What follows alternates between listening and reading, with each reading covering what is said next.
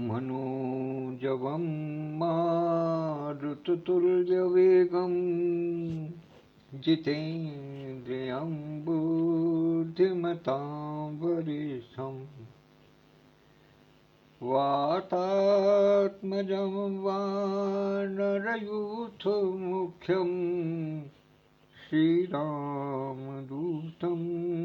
शरणं प्रपद्ये। श्रीरामदूतं शरणं प्रपद्ये। अपने सभी साथियों को प्रातःकालीन नमन वंदन अभिनंदन करते हुए आज का अंक प्रारंभ करता हूँ। आज का वाक्यांश है सड़क सरीखी जिंदगी। आप सब जानते हैं कि सड़क चाहे कितनी भी सीधी हो, लेकिन उसमें दो राहे, तिराहे, चौराहे अवश्य ही आते हैं और कहीं कहीं पचराहे और छटराहे भी आते हैं। हम सब अपने लक्ष्य की ओर ध्यान करके उस पर आगे बढ़ते चले जाते हैं, पता करते रहते हैं। कहीं हम भ्रम की स्थिति में होते हैं तो किसी से मालूम कर लेते हैं, किसी अन्य राहगीर से मालूम कर लेते हैं कि हमारा लक्ष्य ये है या हमें अमुक स्थान पर पहुंचना है तो हमें किस रास्ते से बढ़ना चाहिए, कौन सा मार्ग उचित रहेगा। वो सब सलाह हमें मिलती चली जाती है और हम आगे बढ़ते चले जाते हैं। आजकल तो एक सहारा और भी हो गया है, गूगल बाबा भी अपना मार्ग दिखा देते हैं। आप उसमें डाल दीजिएगा कि हमें अमुक स्थान पर पहुंचना है तो वो स्वतः आपको मार्ग दिखाते हुए चलते हैं। चाहे आप पैदल चल रहे हों, चाहे आप वाहन से चल रहे हों, बहरहाल उनका अपना तरीका है, वो आपको मार्ग बता देते हैं। इसी प्रकार से हमें अपनी जिंदगी में भी मार्ग तलाशने पड़ते हैं और मार्ग बताने वाले हमारे बहुत से साधन हैं। यदि ज्ञान की बात करें तो पुस्तकें, जो आधुनिक युग के लोग हैं वो गूगल का सहारा लेते हैं कुछ भी जानकारी के लिए। अभी मैं एक दिन एक सज्जन के पास बैठा हुआ था, उनसे चर्चा चल रही थी, तो उन्होंने बताया कि मेरे यहाँ 3-4 डिक्शनरियाँ हैं, शब्दकोश हैं, हिंदी के, अंग्रेजी के और अन्य भाषाओं के, लेकिन अब बच्चे उनको देखना नहीं पसंद करते, उनकी ओर ध्यान नहीं देते। वो कहते हैं क्या है पापा, मोबाइल पे एक शब्द बोल रहा झट तुरंत सामने आ जाता है, डिक्शनरी में खोजते रहो कि शब्द कब आएगा कब आएगा, उसके आसपास देखते रहो, कभी आगे जाओ कभी पीछे जाओ, उसमें क्यों समय व्यर्थ करना। गूगल से कहो एक शब्द टाइप करो, तुरंत उत्तर दे देता है। तो एक तरीका वो भी है, एक मार्ग वो भी है, लेकिन कभी कभी वो गलत जानकारी भी दे देता है। तो इसलिए पुस्तक सबसे अच्छा साधन है, या शिक्षक सबसे अच्छा साधन है। जो गुरुजन हैं हमारे, वो हमें सही मार्ग दिखाते हैं। और हो सकता है, मैं बड़ी विनम्रता के साथ में कह रहा हूँ, हो सकता है कि गुरुजन किसी अपने निजी स्वार्थ के नाते आपको कहीं लंबा मार्ग बता दें, या आपको कोई ऐसा मार्ग बता दें जिस पर आप न चल सकें, या आपको मार्ग से भटकाने की चेष्टा करें अपने निजी स्वार्थ के लिए, जो कि बहुत कम परसेंटेज में है, लेकिन ऐसे भी हैं, अपवाद स्वरूप मिल जाते हैं ऐसे भी। किंतु एक जो सबसे सच्चा और सरल साधन है हमें सही मार्ग दिखाने का, वो हमारे अपने घर के बुजुर्ग हैं, माता पिता हैं, दादा दादी हैं, नाना नानी हैं। वो हमें सही मार्ग दिखाते हैं, क्योंकि उन्होंने अपने जीवन में अनुभव से बहुत कुछ सीखा है, उनको बहुत बड़ा अनुभव है इस संसार का। तो इसलिए एक मार्ग हमें वहां से भी मिलता है, वहां से भी सीखते हैं। चलिए, एक तो बात ये हो गई। अब बात करें अपनी जिंदगी की। तो जिंदगी भी अपनी एक सड़क की तरीके से है, इसमें भी बहुत सारे मोड़ आते हैं। कहीं आपको अपेक्षाओं का शिकार होना पड़ेगा, किसी रास्ते पर अपेक्षा मिलेगी, किसी रास्ते पर उपेक्षा मिलेगी, कहीं आपको सही सलाह मिलेगी तो कहीं गलत भी मिलेगी, कहीं आपको अपमानित करने वाली सलाह मिलेगी तो कहीं आपको सम्मानित करने वाली भी सलाह मिलेगी, कहीं आपको धन के निवेश की बात मिलेगी, कहीं वैचारिक निवेश की बात मिलेगी। किसी मार्ग पर चलकर आपको दुख मिलेंगे, किसी मार्ग पर चलकर आपको सुख मिलेंगे, कहीं आपको चलकर क्रोध मिलेगा, कहीं आपको चलकर बोध मिलेगा। इससे बहुत सारे रास्ते हैं जो जिंदगी के हर पल हमारे सामने खुलते हैं।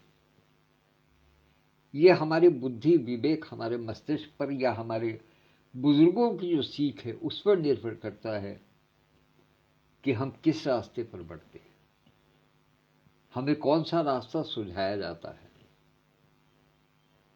कभी कभी ऐसा भी होता है कि हमें कोई सुझाने वाला नहीं मिलता, या हम किम कर्तव्य विमूढ़ वाली स्थिति में आ जाते हैं जब हम 4 व्यक्तियों से बात करते हैं, 4 लोगों से बात करते हैं और चारों की राय अलग अलग होती है। ये मैं आपको जिंदगी की वो सच्चाई बता रहा हूं जिससे कि हर व्यक्ति दो चार होता है। कहते हैं मूढ़े मूढ़े मतिर भिन्ना, जितने मस्तिष्क उतनी ही बात, जितने मस्तिष्क उतने ही तर्क। तो हर व्यक्ति अलग अलग प्रकार से अपनी बात बताने का प्रयास करता है, अलग अलग प्रकार से अपने तर्कों से आपको अपनी बात सिद्ध करता नजर आता है। लेकिन वास्तविकता यह है, अगर आपको भरोसा अपने ईश्वर पर है, अपने कर्मों पर है, तो आप यकीन मानिएगा, ये मेरा कथन नहीं है, ये पुस्तकों में भी इस बात का संदर्भ लिया जाता है कि आप यदि चल रहे हैं किसी भी मार्ग पर, तो जो भी मोड़ आपको दिखाई दे, जो भी आपका मन कहे कि इस मोड़ पर चलें, उस मोड़ पर मुड़ जाइएगा। आप यकीन मानिएगा, आपको वहां से कुछ ना कुछ प्राप्ति ही होगी। मिसाल के तौर पे, यदि आपने सही मार्ग पकड़ लिया, आप चौराहे पर खड़े हुए हैं, यदि आपने सही मार्ग पकड़ लिया तो आपको लक्ष्य की प्राप्ति होगी, आपको मंजिल मिल जाएगी। लेकिन यदि किसी कारण से आपने गलत मार्ग पकड़ लिया तो आपको अनुभव मिलेगा, आपको सीख मिलेगी। कहने का तात्पर्य ये कि आप किसी भी मार्ग पर बढ़ें, आपको कुछ ना कुछ प्राप्ति ही होनी है। ऐसा नहीं हो सकता कि आप बढ़ें, आप कुछ कर्म करें और आपको उससे कुछ भी प्राप्त न हो। कर्म का फल अवश्य ही मिलना है। अवश्यम भावी कर्म फलम शुभाशुभम, अवश्य ही मिलता है कर्म का फल।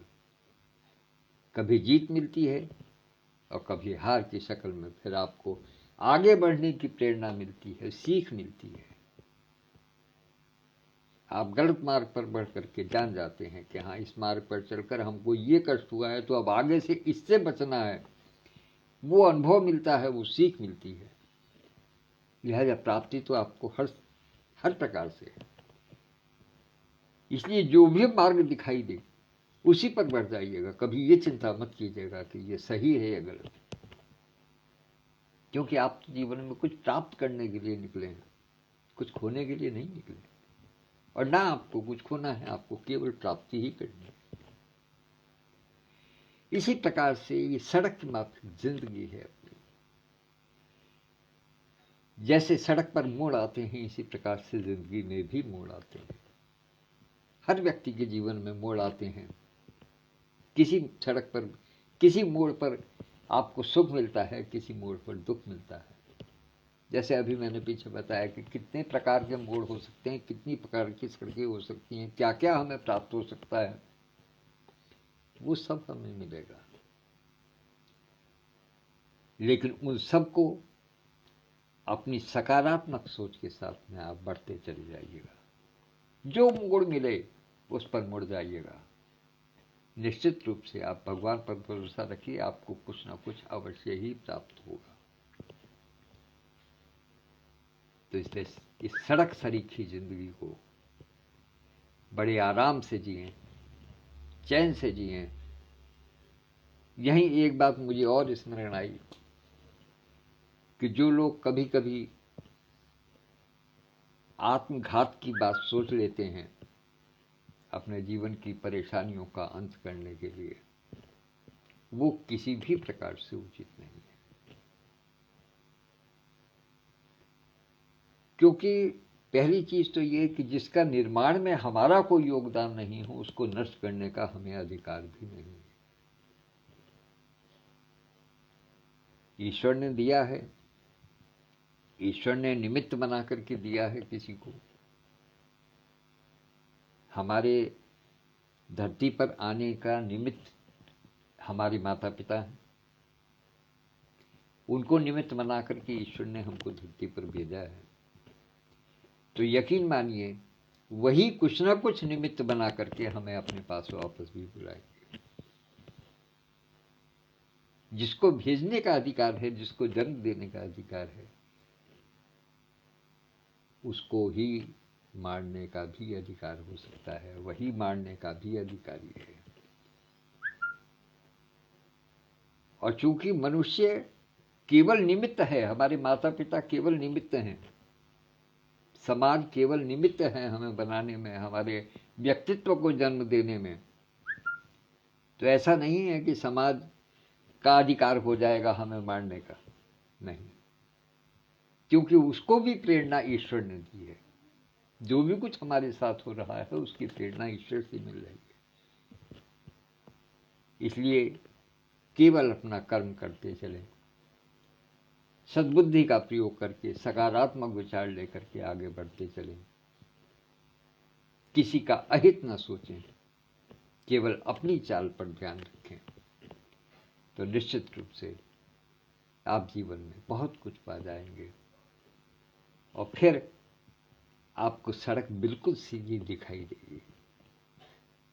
सड़क के मोड़ फिर आपको नजर नहीं आएंगे यदि आप इन विचारों को साथ लेकर के चलेंगे। जैसे कभी कभी कुछ बहुत ही लोग अक्सर इस बात का संदर्भ लेते हैं, कहा करते हैं, जैसे कोई कहते हैं कि भाई मैं तो बहुत सीधा हूं, तो मजाक में कह दिया जाता है कि हाँ सीधे हो जलेबी की तरह। अब जलेबी देखने में तो सीधी नहीं नजर आती, लेकिन वास्तविकता ये है, आप ध्यान कीजिएगा, जलेबी बिल्कुल सीधी होती है। वो सीधी ही बनती है, वो तो केवल कारीगर जो है वो अपना हाथ घुमा देता है। वरना आप देखिएगा वही कारीगर जलेबी बनाता है जिसमें कम मोड़ होते हैं, वही कारीगर इमरती बनाता है जिसमें सैकड़ों मोड़ होते हैं। तो वो तो कारीगर के हाथ की बात है। कारीगर जब अपना हाथ घुमा देता है तो उसमें घुमाव आ जाते हैं। ईश्वर जो कारीगर बैठा है, उसने जो हमें मोड़ दिए हैं हमारी जिंदगी को, हमारी जिंदगी उस प्रकार से मुड़ती चली जाएगी, स्वतः मुड़ती चली जाएगी। बेफिक्र होकर के उसके भरोसे पर बढ़ते रहिए। बस ध्यान रखिए कि सड़क की तरह से जिंदगी चल रही है। ये सड़क एक यात्रा का सूचक है, जिंदगी एक यात्रा का सूचक है। सड़क कहीं नहीं जाती है, सबको पहुंचाती है। इसी प्रकार से ये जीवन, ये जिंदगी स्वयं कहीं नहीं जाता है।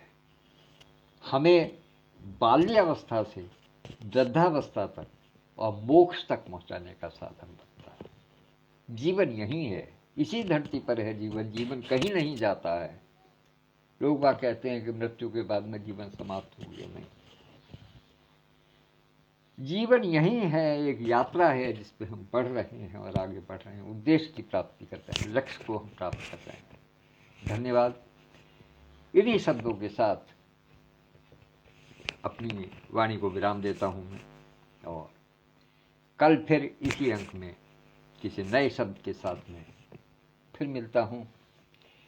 तब तक के लिए आज्ञा चाहता हूं और कल फिर। धन्यवाद। नमस्कार।